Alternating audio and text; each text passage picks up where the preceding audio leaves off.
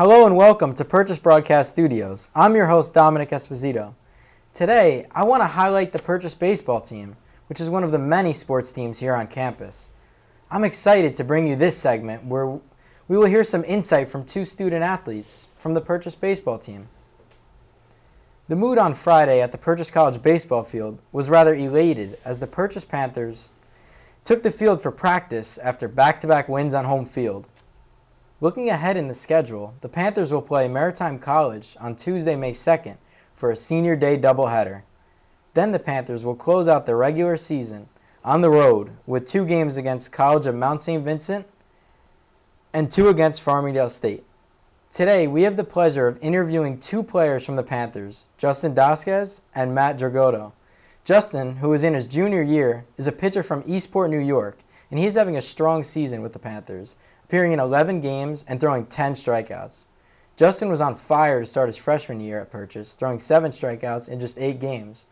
But that season was cut short due to the COVID-19 pandemic, which limited the Panthers to only 11 games in total. Our next guest, Matt, is a sophomore outfielder from Middle Island, New York. He's also coming off a successful freshman year campaign, finishing top 3 on the team in on-base percentage. Matt has carried over his success into this year, accumulating 3 runs in 11 games played for the Panthers. Matt and Justin are joining us to compare and contrast their experiences playing on the baseball team for Purchase. So guys, how you guys doing today? Good, how are you? Not too bad, not too bad. Good. Big games coming up on the schedule, right? Yeah, for sure. So, Justin, what made you choose Purchase baseball? I mean, for me, it was more being close to home. Like, I didn't want to go somewhere where I was far away from home. So, and a big part of it was being able to have my car here on campus. And I wanted to go somewhere where I'd play a lot and play, like, as soon as I got there, not wait 2 or 3 years to play. So, I wanted to go somewhere where I'd play automatically. I mean, there's plenty of other schools that were interested that I could have went to, but I felt this one fit the best for me. You know, that's pretty cool. Matt, how about you? What brought you here? I'm a little different. I went here for an educational purpose to start. I was a screenwriting major. I changed it to history and museum studies. But it was really the school aspect first, and then I had the opportunity to play baseball, and I took advantage of it. So, Matt, do you ever find it, I know you said, being a student, so do you ever find it hard to be a student athlete, with balancing all of the schoolwork, tests, and projects, and being at the baseball team at the same time? Yeah, it's a balance that's hard to manage, but there are things that have to be sacrificed, whether it be video games or watching movies or whatever. But I have to sacrifice those things to play baseball and keep my grades up. So it's just the way it is. So, Justin, now being that it's finals week and, you've got to finish up on some projects and some tests coming up, and I know you got some big games remaining on the schedule. Is that kind of something that's a little hard to balance in this time? I mean, for me, I've always had a pretty solid balance of, like, doing my classwork and baseball and stuff like that. But usually in the spring, I decide to take less classes and more in the fall. So in the fall, we don't have games. In the spring, we do. So I try and balance it out. But I usually stay on top of my work. Like, I usually try and do it as soon as there's a sign, try and get it done earlier. But sometimes you'll be stressed if you let things build up, but I try my best not to do that. So, Matt, being that you've been on the baseball team for 2 years now, what's your most memorable moment with the guys?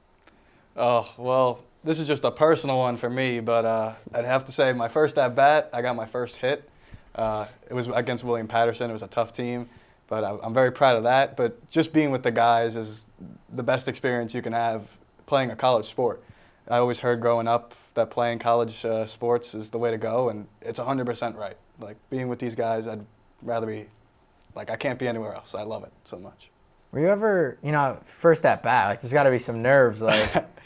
More than a lot of nerves, I'll tell you that. I have my dad recording in the stands, and man, the whole family's over there. It's got to be tough. What were you saying to yourself? What was going on in your head? I couldn't believe it still, especially with the game that happened at William Patterson, but you can go take a look at the box score if you want to look at that one. The away crowd must have been tough over there. The field was pretty tough. Oh, man. Yeah. So, Justin, with being a pitcher, the focus is on you a lot of the time. Bottom of the ninth, 3 on, tie game. How do you balance those nerves? I mean, I've been doing it long enough to where you don't really there's no time to be nervous out there. It's kind of just like you have to do your job, and if you don't, it's on you. So I kind of get to the point where I don't really allow myself to be nervous. I don't like mound visits from my coach or my catcher. I'll wave them off. Like I don't need that. I want to be out there by myself and get the job done myself. So I don't really give myself time to get nervous, if that makes sense. That's pretty good, but in your first game, is that something where you learned that from, or were you good to go from the very beginning? Nah, I mean, pitching like throughout high school and stuff, like I had games that were like playoff games and stuff that were high leverage, so it really wasn't anything that was too hard for me to manage. But I mean, usually every year, like the first outing of the year, I'm pretty nervous, but after that, it's kind of just like I feel like it's my job. I have to do it, so kind of just get it done. No, I get it. Like once you get into that routine, like you treat every game like it's just a regular season game. It could be the playoffs where you win or you lose and you're out. But So you have I to can do it. understand. You just have to calm those nerves. Mm-hmm. So Matt, how many times do you guys practice every week? Oh, we practice 5 times a week, basically. I mean, sometimes it's been 4 recently with all the rain and everything. But those 5 times a week doesn't even include like off the field stuff like going to the gym or if guys want to throw. It's a lot of work though off the field, more than people think. Mm-hmm. Yeah, no, it seems pretty tough. Like I know you had mentioned before, obviously when we talked about being a student athlete, but like all the practice times, and then you got double headers on the weekends. That's got to be tough. Like to find time to do your homework. Yeah, the weekend double headers are tough. But we love the game so much, and I'll die for Purchase baseball. I'll stand here and say that. So Justin, I know you were coming up during COVID, so I can't imagine how much like practice and game time that you guys lost during your COVID year. Did that have any effect on your game, like in your development? For me, I was hurt.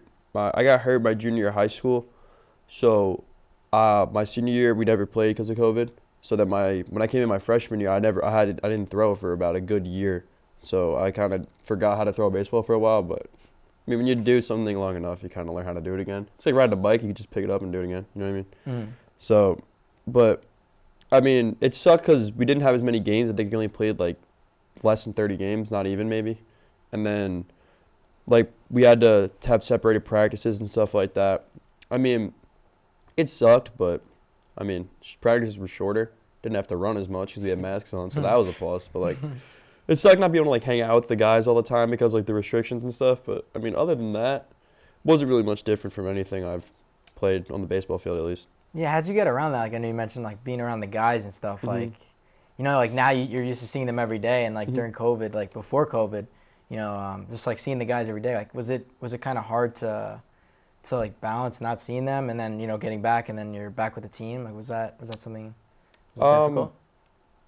I mean, like he said, like a lot of us play video games together, so like we're always on the headset together, like joking around, making fun of each other. So like, I mean, it's not like you don't see them. Like we'd hang out. Like I mean, we weren't allowed to, but I mean, you can't stop like 30 college dudes from hanging out and like having beers together. It's just not gonna stop. So, like I don't know, but we limited it obviously. Like we couldn't have like huge gatherings with guys, but we'd go outside like on the lawn and stuff, hang out, or go to someone's room and hang out. But it was limited for sure. It wasn't anything like it is now, at least.